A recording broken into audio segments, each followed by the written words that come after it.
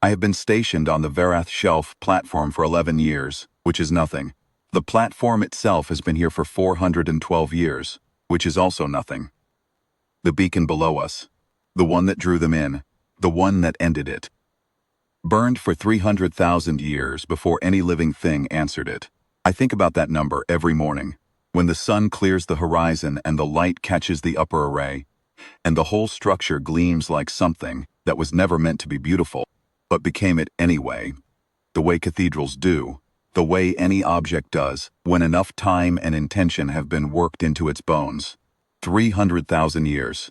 I have tried to hold that number the way you hold a stone, turn it over, find its edges, understand its weight. I cannot. No one can.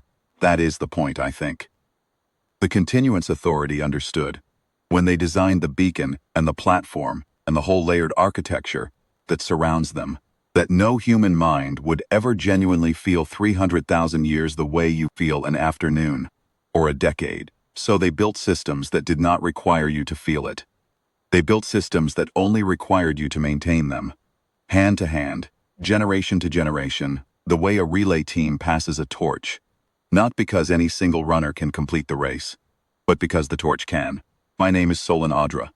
I hold the rank of Continuance Observer, 2nd grade, assigned to the Vorath Shelf platform in the low orbital band, 1,800 kilometers above the surface. My post is a listening post, primarily. A watch station. The platform's crew number's 31, and our primary function for the last 4 centuries has been to monitor the beacon's signal output, verify its orbital geometry, and maintain the communication archive that documents its continuous operation since the day the Continuance Authority lit it, which was, by the archive's own reckoning, 297,418 years before I was born. I was not supposed to be the one who saw them come. That distinction was never going to belong to any single person. Shh. That was another thing the Authority understood when they designed the watch rotation, that the day of return, if it ever came, would arrive on its own schedule, indifferent to whose shift it was, indifferent to whether the observer on duty was a veteran or a newcomer, seasoned or green.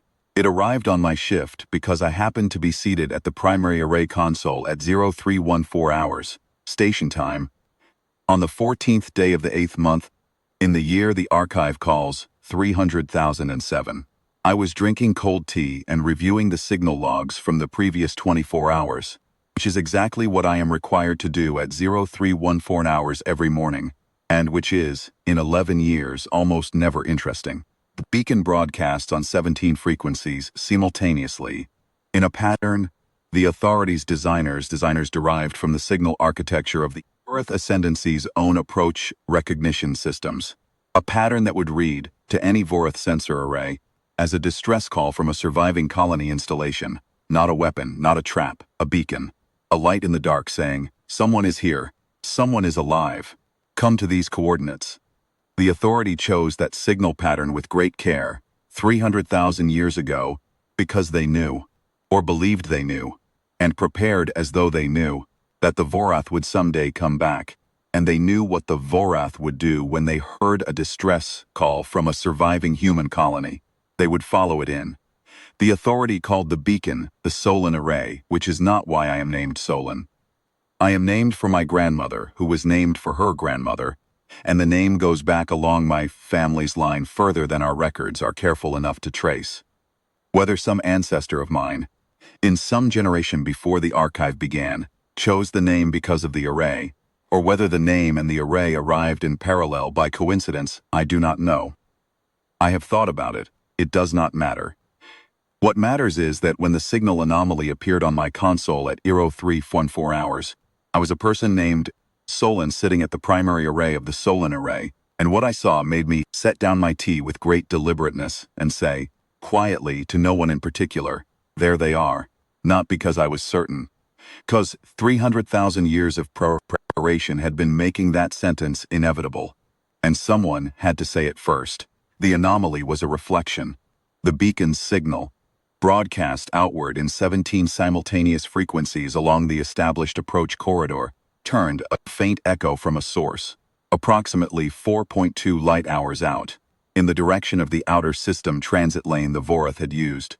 according to the archive's oldest records, when they last passed through human space. The echo was not a natural return. Natural echoes from beacon signals do not carry modulation. This one did. It was faint and it was ragged at the edges, because the source was still a long way out and their communications equipment was, as I would later understand, very old by any operational standard. But it was modulated. It was a response. Something out there had heard the beacon and was answering it. I sat with for approximately 4 seconds, which felt like longer, and then I activated the full platform alert and began the notification protocol. The Continuance Authority had written 300,000 years ago, and every platform crew since had rehearsed at least twice a year, because you do not wait to see whether it is real before you start the protocol. The protocol assumed it was real. The protocol assumed that someday, someone on watch would see exactly this, and it prescribed, in precise sequence, exactly what that person should do. I did it, all of it, in order, as fast as I could without making mistakes, which is the only way to do a protocol that has been waiting 300,000 years to be run. Platform Commander Hera Osund was on my console in 4 minutes. She looked at the anomaly, looked at the modulation signature, looked at me, said, "This Tier 1's notification to Continuance Command." I had already sent it. She nodded. The closest Hera comes to an expression of warmth and said, "Good, now we wait for them to get here."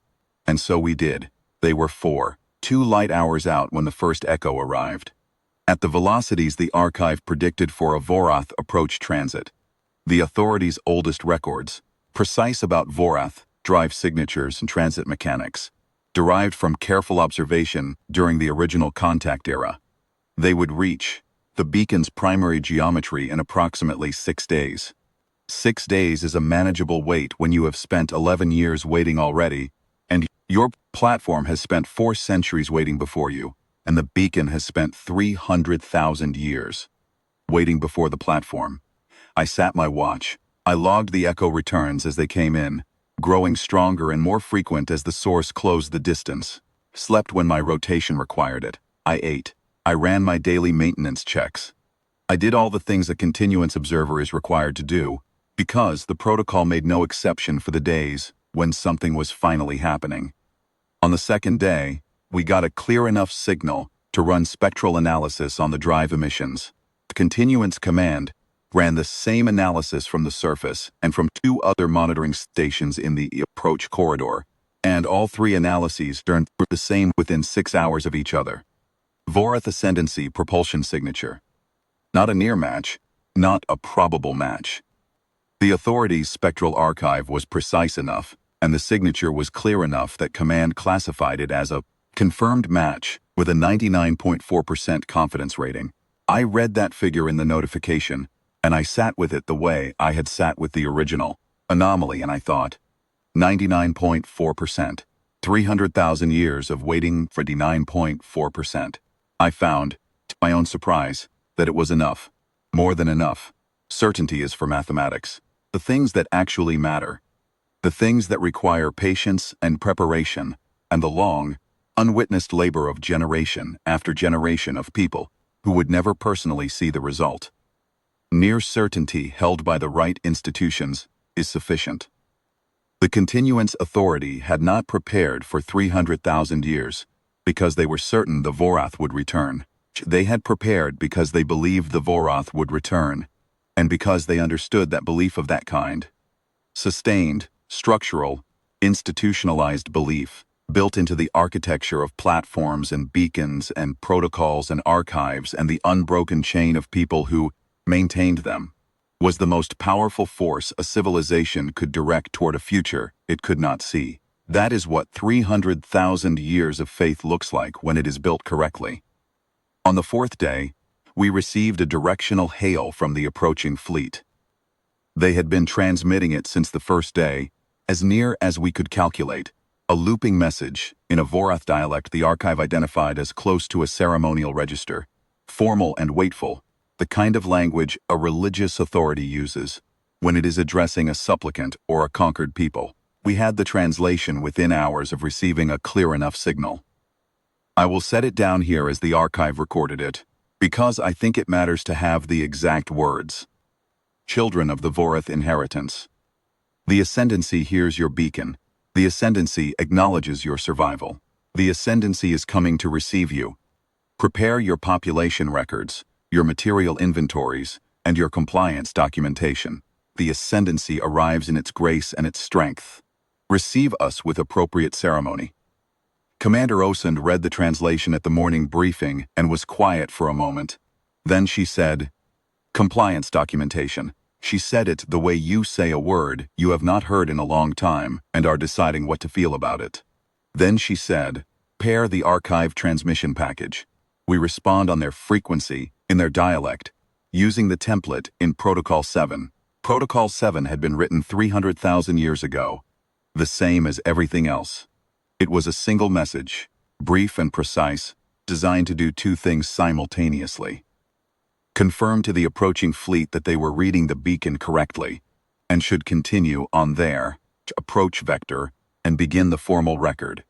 It said in Vorath ceremonial register, rendered here in translation. Your signal received. Beacon operational. Approach on current vector. The record of this approach is open." That was all. Nothing threatening. Nothing that would cause them to alter course or question the beacon. Just a confirmation that they were in the right place, pointed in the right direction, and that someone was watching and writing it down. They altered course by half a degree, which was, according to the Archive's navigation models, exactly what a Vorath fleet commander would do when given a precise confirmation from a target beacon. A small correction to optimize their approach. Geometry relative to the signal source. The half-degree correction brought them into perfect alignment with the Sultan Array's primary axis, which was, of course, precisely where the preparation needed them to be. I want to try to explain the architecture, because I do not think most people, even most people alive today, on a super-strong Earth that has had the benefit of 300,000 years of unbroken institutional development, fully understand what the Sultan Array is. The beacon, the part that broadcasts and that the fleet was following, is the smallest and most visible component. It sits at the apex of the platform, and it broadcasts, and it has been broadcasting, and any returning Vorath fleet would hear it and read it as a distress signal and follow it in. That was its function, to be heard and to be believed, and to create confidence that the approach was safe. Below the beacon, built into the platform's body, and extending outward along the orbital geometry in a pattern that is invisible from any external vantage point, because it was designed to be invisible. Because the Authority spent considerable engineering time and institutional knowledge making it invisible, is the rest of the array. Not a weapon, precisely, though it operates like one. A shaped geometry. A set of installations, distributed along the approach corridor, planted over the course of decades and centuries by automated maintenance craft, anchored to objects the fleet would not look twice at. Small asteroids, dead relay stations, the hulks of vessels the Authority decommissioned specifically to serve as anchor points. Strung between them, invisible to any sensor suite the Archive had on record, as belonging to the Vorath Ascendancy, a network. The network did not fire anything. It did not launch projectiles, or generate energy beams, or do any of the things a weapon is commonly understood to do. What it did was alter the local geometry of the approach corridor at the moment the fleet reached optimal depth. The moment when the fleet was fully inside the channel, committed to the approach vector, too close to the beacon to reverse course before the geometry around them changed. In a way, that created a condition the Vorath Ascendancy's ship systems, designed 300,000 years ago, and not substantially updated since, were not engineered to handle. The Authority's designers had understood something about the Vorath, that the Vorath, in 300,000 years of believing themselves the dominant power of the region, had apparently not troubled themselves to re-examine. Their propulsion and navigation systems were built on a set of assumptions about the local gravitational and space geometry of approach corridors. Those assumptions were correct in an unmodified corridor. In a corridor where the geometry had been carefully, quietly, invisibly altered over the course of 4 centuries of incremental installation by automated craft that left no obvious trace. Those assumptions produced cascading navigational errors that no shipboard system of the Vorath's architecture was capable of correcting fast enough to matter. The fleet would not be destroyed by the array. The array was not designed to destroy them. It was designed to stop them, to bring them to a complete halt inside the approach corridor, systems compromised, navigation non-functional, unable to advance, and unable to retreat, at which point they would be exactly where the Authority had always intended them to be. Stopped, surrounded by 300,000 years of human preparation, and forced to have a conversation.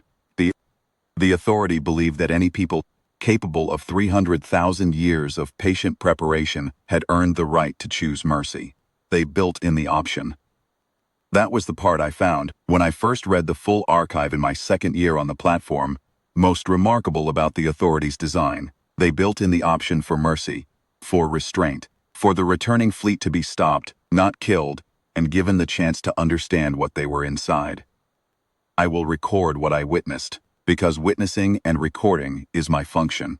The fleet entered the primary geometry of the approach corridor on the morning of day 6. I was at my console, as I had been for most of the preceding 6 days, though I had slept and eaten and performed my maintenance duties as required. The fleet numbered, as near as our sensor arrays could determine, 41 vessels. The archive classified the configuration as a standard Vorath Ascendancy crusade formation. A command vessel at the center, flanked by escort cruisers in a protective shell, with a larger body of transport and logistics vessels in a trailing cluster.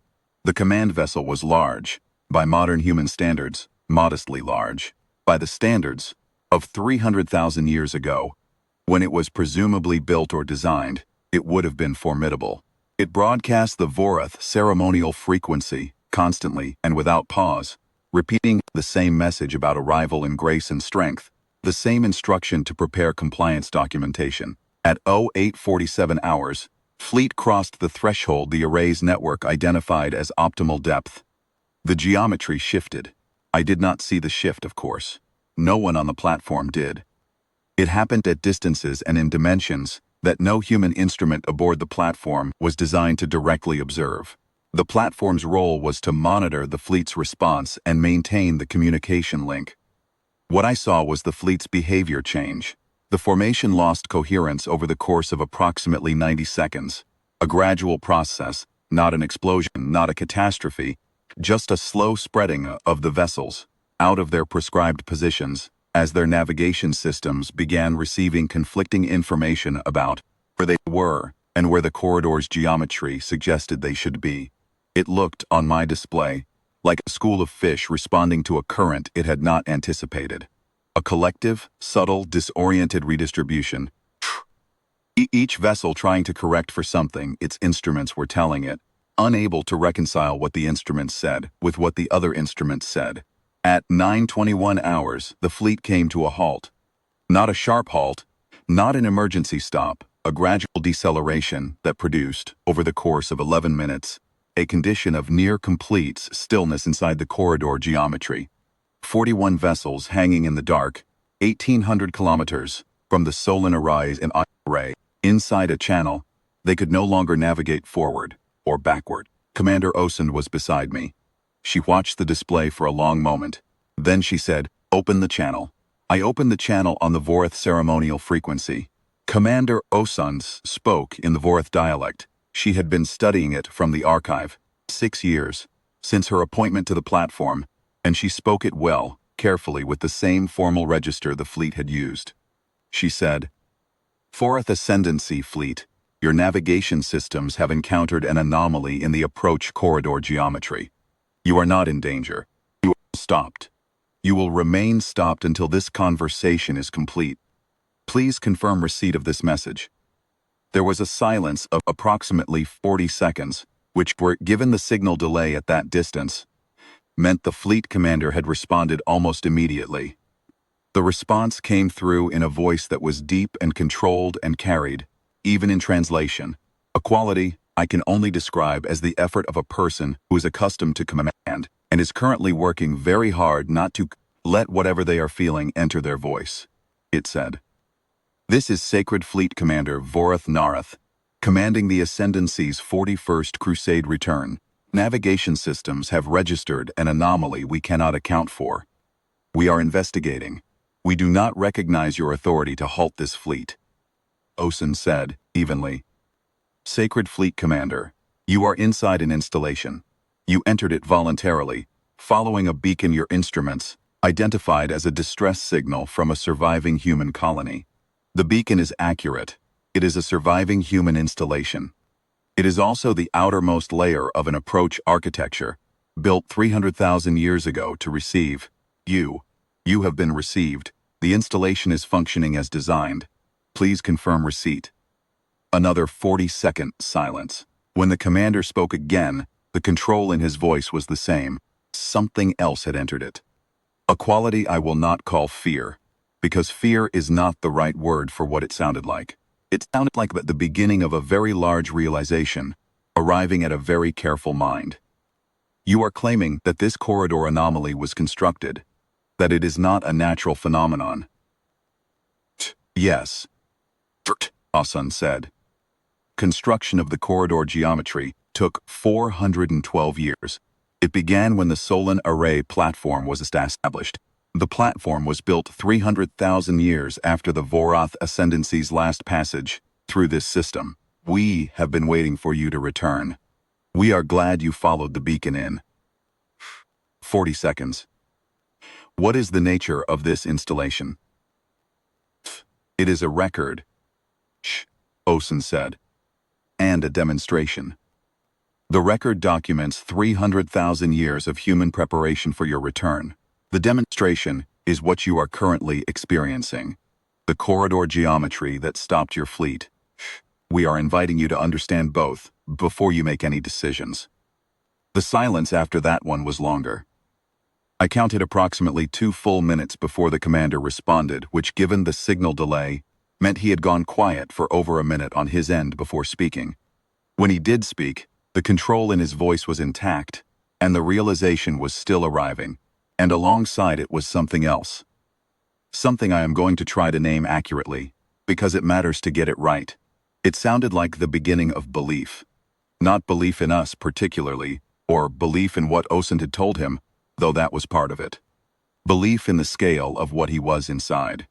The kind of belief that arrives not because you have decided to accept a claim, because the evidence has accumulated past the point where disbelief is a coherent position.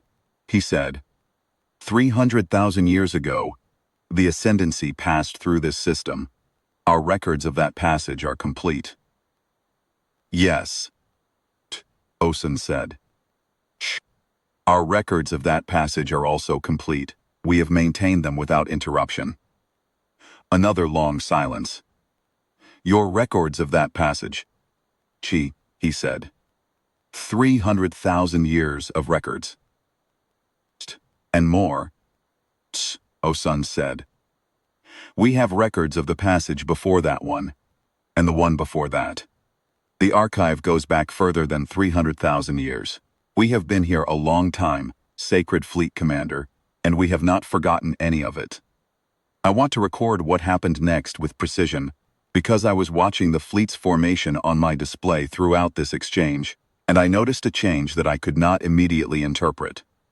3 of the escort cruisers, vessels positioned at the outer edge of the formations, Detective Shell had begun very slowly and very deliberately to adjust their orientation, not to leave, not to advance, to turn within the corridor geometry, in a way that was not an attempt at navigation, and was not a weapon posture, and was not anything the archive had a clean category for. I flagged it for Commander Ascend. She looked at my display and was quiet for a moment, and then she said, very softly, not into the channel. He is thinking. I believe she was right. I believe the commander, on his vessel in the corridor 1,800 kilometers away, was doing something that a Vorath Sacred Fleet Commander, a person whose entire professional existence was structured around the assumption of the Ascendancy's dominance, whose ritual language was built on the premise of arriving in grace and strength to receive the compliance of lesser peoples, whose career had been premised, from its beginning, on a cosmology in which the Vorath were the center, and everything else was peripheral, was not. designed by training or theology or temperament to do easily. He was updating his picture of the world. He was taking in, piece by piece, the shape of what he had walked into. He was doing the arithmetic. 300,000 years, records going back further. A corridor geometry built over 4 centuries, specifically to stop his fleet. A beacon calibrated to his own instrument's recognition signatures. A watch station staffed by a person who spoke his language, calmly in the ceremonial register, as though this conversation had been anticipated for precisely as long as the preparation had been ongoing. He was, I believe, beginning to understand the full dimension of what patience and memory and preparation can accomplish when they are given enough time, and a people do not forget. The 3 escort cruisers completed their slow rotation and held their new orientation. It was a change of roughly 30 degrees from their original heading. A small angular adjustment that brought their prow lines pointing not toward platform, not toward Earth, but toward a position that I eventually recognized from the archive's navigation records as the direction of the outer system transit lane they had come in on. The direction they had come from. I noted it in the log and said nothing to Commander Osand because she had already seen it. Osand said, "Into the channel." "Sacred Fleet Commander. We have 2 things to share with you, and then we will give you time to consider them. The first is the archive, 300,000 years of continuous records, beginning with a full documentation of the Vorath Ascendancy's passage through this system and everything that followed it for our civilization. The archive is very large. It will take your fleet some time to receive the full transmission. We are beginning the transmission now. The second thing is a question, and it is the only question that requires an answer before your fleet can part this corridor. The question is this: do you understand where you are?" She nodded to me. I began the archive transmission. The archive is, I am struggling for the right word. Large is not sufficient. Comprehensive is not sufficient. The archive is, as accurately as I can describe it, the entire living memory of a civilization across 300,000 years, rendered into a format that the Vorath's own communication systems could receive and read. It was designed to be received. The Authority had spent considerable time in the archive's early centuries, developing the translation and rendering protocols needed to make the archive legible to a Vorath reader. Because the point of the archive was not simply that it existed, but that it could be understood. A memory that cannot be communicated is only half a memory. The Authority wanted the Vorath, when they returned, to be able to read what had happened here while they were gone. What the archive contained at its broadest, the 300,000 years of human history that had passed since the last Vorath passage through this system, the record of what humanity had found in the aftermath of that passage. The record of the first years which were difficult, and the decisions made in those years about how to proceed, not with vengeance, not with despair, but with preparation. The record of the institutions founded in those years to carry the preparation forward across a time span no individual human could personally encompass. The record of the technologies developed, the infrastructure built, the education systems designed to produce each generation of people who would carry the torch one more length. The record of every person who had served on every watch platform in the approach network, first year to the last. 31 people on the Solon array today, hundreds of thousands, across 300,000 years of continuous staffing across the full network. Every name, every watch log, every maintenance report, the record of what Earth had become. That last part, the record of what Earth had become, was deliberately placed at the end of the archive transmission, because the Authority's designers had understood something about how revelation works. You do not lead with the conclusion. You lead with the beginning, and you walk the reader forward through everything that preceded the conclusion, so that when the conclusion arrives, it does not feel like an assertion. It feels like the only possible outcome of everything that came before it. By the time the Vorath commander reached the archive's final sections, the documentation of Earth's current orbital infrastructure, its warship fleet, its defense platform network, its planetary surface installations, population figures, and the industrial output, and the institutional architecture. He would have spent hours reading the story of how it had been built, piece by piece, generation by generation, across 300,000 years of unbroken intention. He would, the authority hoped, understand it, the way you understand something you have watched being made, not just something you have found, finished, and unexplained. The archive transmission took 9 hours and 40 minutes to complete. At the transmission rate, our systems could sustain to the fleet's position. Those 9 hours and 40 minutes, the fleet was quiet. No hails, no further messages on the ceremonial frequency, no change in the formation's position or orientation. The 3 escort cruisers held their slow pointing toward the transit lane. The rest of the fleet held station inside the corridor geometry. Their navigation systems still registered as non-functional, relative to the altered approach geometry, their crews presumably seated at their consoles, or wherever Vorath crews go during 9 hours of silence and reading.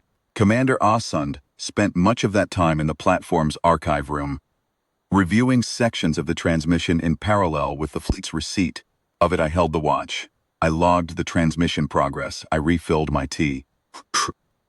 I looked out through the observation port at the lit edge of the Earth below, the band of blue-white atmosphere curving away toward the terminator, the shadows of the orbital rings just visible in the mid-altitude band, if you knew where to look. The orbital rings are one of the things I have never fully gotten used to, even after 11 years at this altitude. From the surface, I am told, they look like faint lines scratched across the sky, visible in the early morning and late evening when the light catches them at the right angle, otherwise easy to miss if you are not looking. From 1,800 kilometers up, they are not easy to miss. They are enormous.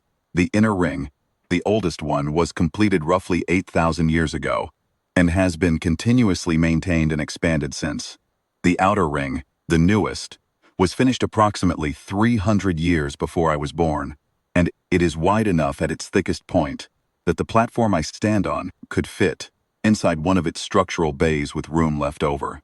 From where if I sit at my console and see sections of both rings crossing the curved face of the Earth below, running parallel to the equator in a gentle arc that disappears over the horizon in both directions. They were not in the archive's early records, those rings. The archive's first entries were made before orbital infrastructure of that scale existed, in the years when humanity was still largely a surface civilization with a modest presence in low orbit. Reading the archive from its beginning, which I have done, because it is part of the Continuance Observer's training, and because I found I could not stop once I had started, is an experience of watching a civilization grow in real time, century by century, through the medium of its own institutional memory. The early entries are often sparse, maintenance logs from small platforms, signal reports from relay stations, population censuses, and resource inventories from surface installations. They read like the records of a people who are doing an enormous amount of work and are not certain it will be enough. That uncertainty is one of the things I find most remarkable about the early archive.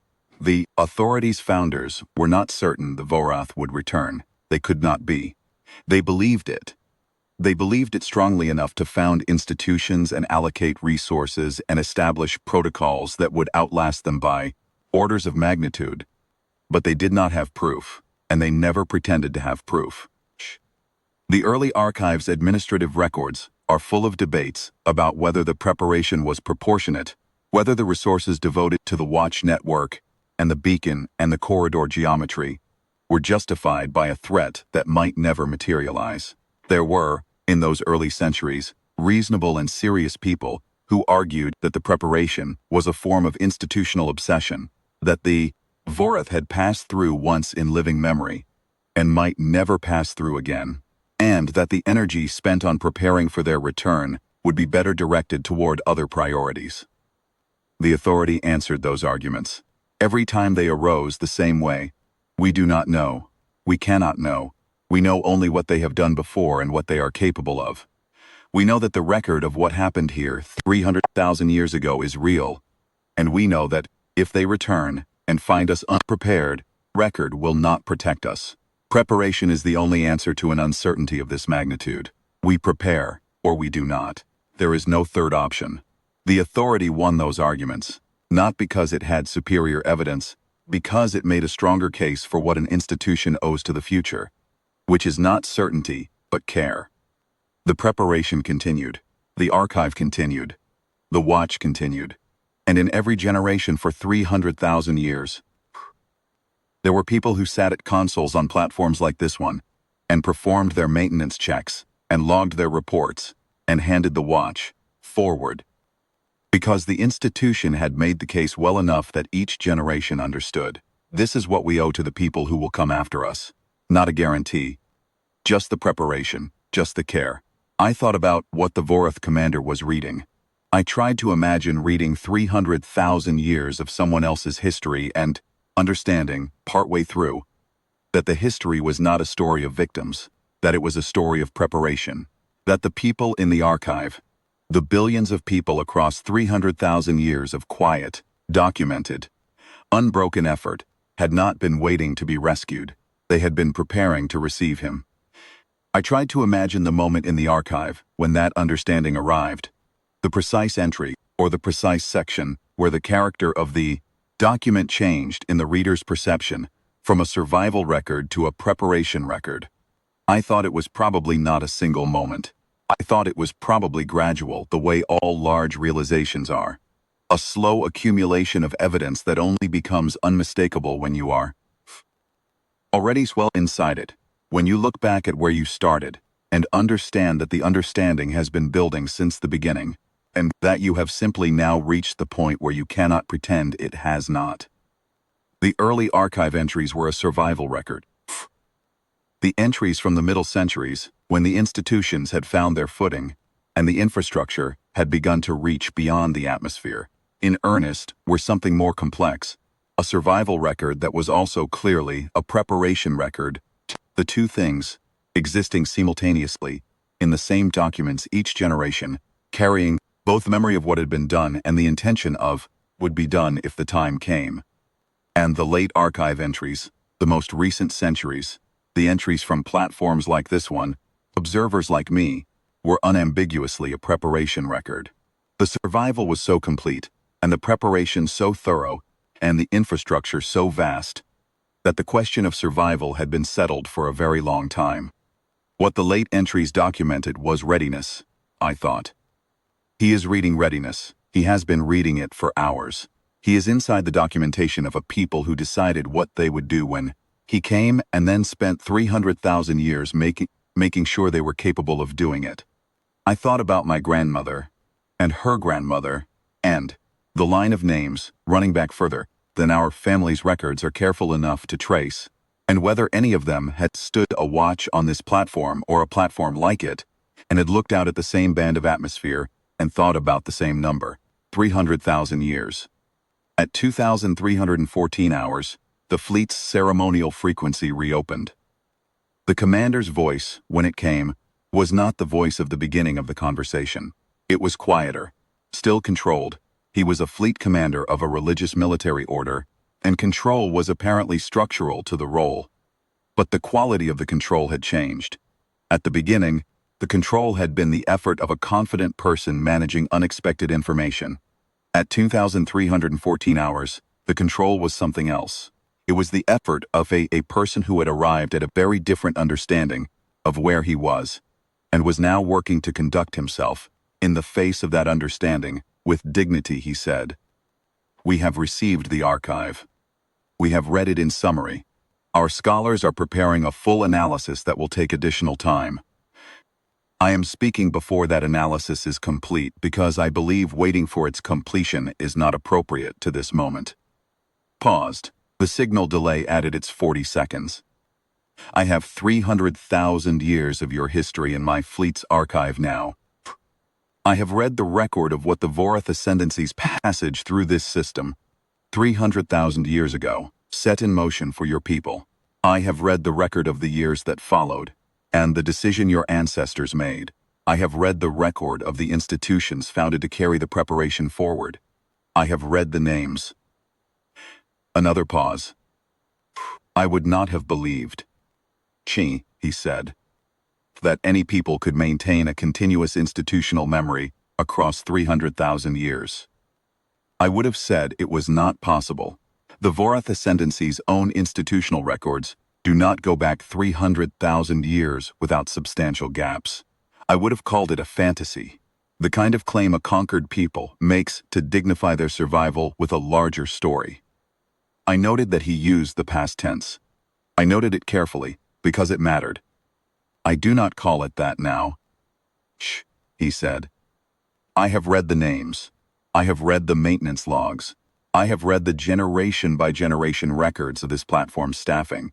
This platform, specifically, the one I am looking at on my approach display, going back 412 years of continuous operation, is itself built on the 300,000 years of preparation that preceded it. The logs are not a fantasy. They are the most methodical document I have ever read. They read the way our own sacred texts read, with the authority of something that has been carried carefully and without interruption. He was quiet for a moment, long enough that I thought the transmission had ended. Your commander asked me if I understand where I am. Keen, he said. I will try to answer accurately. I believe I am inside an installation built by a people who remembered what was done to them 300,000 years ago and chose, rather than to seek retribution, to prepare, to build, to wait, to maintain the capacity for this conversation. I am inside 300,000 years of patience. I do not have a word in the Vorath ceremonial register for what it means to arrive with the Ascendancy's full confidence and find this. Commander Osun said quietly, "We have waited a long time for you to come back. We are glad the fleet is intact and undamaged. We designed the corridor geometry so that no vessel would be damaged by it. That was deliberate." I know, the commander said. I read that part of the archive, the designer's notes on the corridor geometry, the decision to stop, not to destroy. A pause. That decision was also made 300,000 years ago. Yes. Before you knew what the Ascendancy would send. Before you knew whether we would come back at all. Before you could know anything about this conversation. Yes. See, Osun said. The choice of mercy was built into the design at the beginning. We did not decide it when we saw you coming. We decided it when we decided to build the array at all. I believe this was the moment the commander's large realization reached its full extent. I believe it because of what came next, and because of the way it came, not quickly. The way a conclusion arrives when you have been arguing your way toward it, and finally reach the end of the argument, but slowly the way a very heavy object settles into a new position, he said. I need to speak with the fleet. Of course, Osun said. The frequency went quiet for a time. Not the silence of signal delay, but the silence of a channel set to hold. I watched the formation on my display. I watched the 3 escort cruisers at the outer edge, still pointing toward the transit lane. I watched the larger cluster of transport vessels in the trailing group, and I watched the command vessel at the center, and I thought about what a conversation that was happening on that vessel right now might sound like, between a commander and the officer in theologians and religious authorities of the Vorath Ascendancy's 41st Crusade return, a fleet that had traveled from wherever the Ascendancy's current territory lay to answer, a beacon that had called to them for 300,000 years, and had arrived to find that the beacon was not a distress call. I thought about what it would mean to the theology of an ascendancy built on the premise of arrival in grace and strength, to receive compliance documentation from a conquered people, to discover that the conquered people had been building and waiting and remembering for 300,000 years, that the beacon was not a plea, that the corridor was not an accident, that the archive existed and was real, and the names in it were real, and the maintenance logs were real, and then the 412 years of continuous staffing on this platform were real, and the 300,000 years of preparation behind. All of it were real. I thought about what it would mean to a theology to have the cosmology underneath it shift. 40 minutes later, the commander reopened the channel. He said, I have spoken with the fleet. I have spoken with the first scholar and the 3 Vorath theological authorities traveling with the crusade. I have spoken with my senior officers. Chal, he said. In the Vorath sacred tradition, there is a concept we call the recognition of the prepared. It applies to those who have demonstrated, in the Ascendancy's judgment, the qualities the Ascendancy considers the highest expression of a people's capacity: sustained intention, unbroken memory, and the discipline to act across time spans greater than any individual life.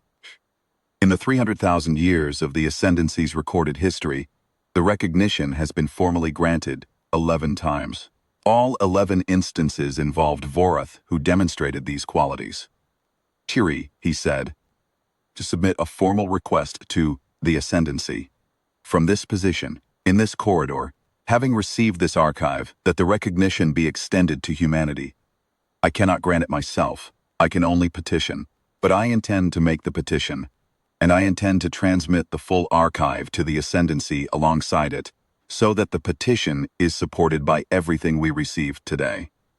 Commander Osund was very still for a moment. Then she said, "That is noted. The record of your statement is open. I also need to tell you, Garims," the commander said, "what I intend to do with the fleet." We are listening.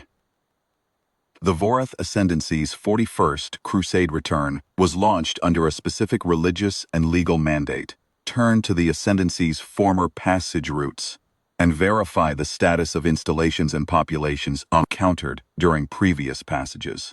The mandate assumed, as all previous returns have assumed, that populations encountered in those former routes would have declined in capacity relative to the Ascendancy, and that the return would involve reassertion of the Ascendancy's traditional relationships with those populations. He was very precise about the language. He was a careful person, I thought, and precision mattered to him, and he was being very precise, because the precision itself was a form of honesty about what the mandate had assumed and what the assumption had been. The mandate no longer applies, he said. A mandate premised on a condition that does not exist cannot be executed. The condition was the assumption of decline. The condition is not present. The mandate is void on the basis of its own premises. I declare the 41st return concluded. I will compile the full mission log, the archive transmission received in this corridor, and my own observations and analysis, and I will transmit them to the Ascendancy upon our departure. I will recommend, in the strongest terms available to a sacred fleet commander in the Ascendancy's ceremonial legal structure, that no further crusade returns be directed toward human space.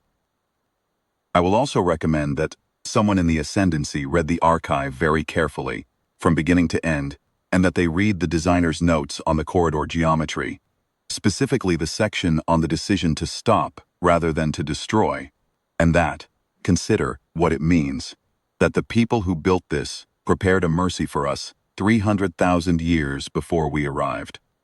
He stopped.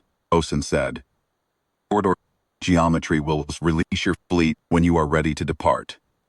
There is no condition on your departure. You are free to go." "I know," the commander said. "I read that part as well. Your designers wrote it clearly." There was one more silence, and then he said, "May I ask one question before we leave?" "Yes." The observer who first registered our approach, who opened this conversation and was present throughout it, are they on the platform now? Osen looked at me. I said yes. She relayed it. Yes. "I would like the record to show," the commander said, "that the Vorath Ascendancy's 41st Crusade return acknowledges the observer's watch. 300,000 years of preparation, and at the end of it, one person, alone at a console at night, who looked at a screen and recognized what they were seeing. The watch matters. Please tell them that the watch matters." I wrote it into the log at 2D 358 hours, the 14th day of the 8th month. The watch matters. I wrote it the way the authorities' designers had intended every entry in every log on every platform to be written, with the understanding that the log was real and the record was real, and the entry would exist alongside every other entry stretching back across 300,000 years. One more link in the chain. The fleet departed the corridor at 02:04 hours the following morning. Corridor geometry released them as cleanly as it had stopped them. A reversal of the same process, the same invisible alterations in the spatial architecture of the approach lane. This time running backward, the geometry restoring itself as each vessel crossed the threshold and moved into open space. 41 vessels in formation again, their navigation systems functional, their approach vector reversed, moving out of the system along the same transit lane they had come in on. I watched them go on my display until the signal from the last vessel dropped below the threshold I could reliably track. It took a long time. They were not in a hurry, as far as I could read from the drive emission signatures and the formation's velocity profile, or if they were, the hurry was a controlled one. The measured pace of a fleet that has concluded its business and is returning home rather than the accelerated pace of a fleet that is retreating from danger. I logged their departure vector, their drive signatures, and the time of each vessel's corridor exit, because those were the things the standard departure log required. And the standard departure log was the standard departure log whether the departure was routine or not. Commander Osen stood beside me for the first hour. Neither of us said much. There was not a great deal to say that the archive had not already said more completely and more carefully than we could manage in the exhausted hours of an early morning. At some point she put a hand on my shoulder briefly, which is the closest Hera comes to a gesture of shared feeling in a professional context. And then she went to write her own report. I stayed at the console until the last vessel's signal was gone. Then I sat for a while in the quiet of the primary array room, with the display showing the empty approach corridor and the beacon's steady broadcast continuing on all 17 frequencies, unchanged, as it had continued for 300,000 years, and would continue after this morning the way it had continued before it. The beacon did not know the fleet had come and gone. It was not designed to know. It designed to broadcast, and it broadcast, and it would keep broadcasting. Because the archive did not assume that the 41st return was the last return, and the preparation did not end, because one fleet had been received and had departed. The work continued. That was another thing the archive's designers had understood clearly. The work is not finished by a single event, however large that event might be. The fleet came, the fleet was received, the fleet departed. The archive grew by one more chapter.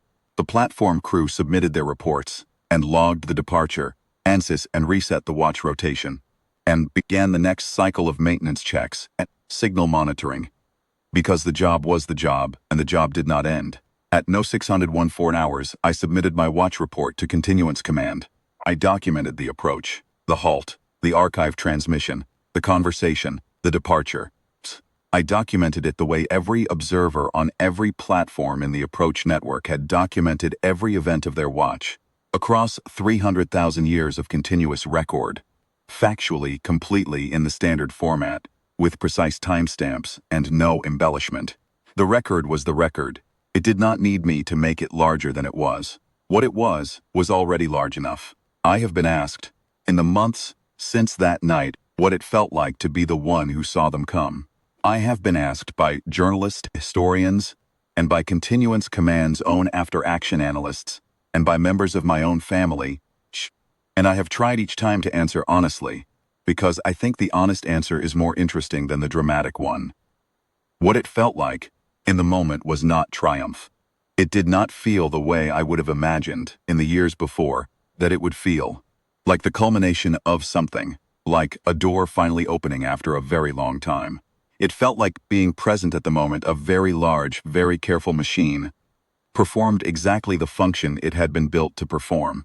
The beacon broadcast, and the fleet heard it, and the fleet followed it in, and the corridor stopped them, and the archive told them the truth, and the truth was enough. Every element of the preparation did exactly what it was designed to do.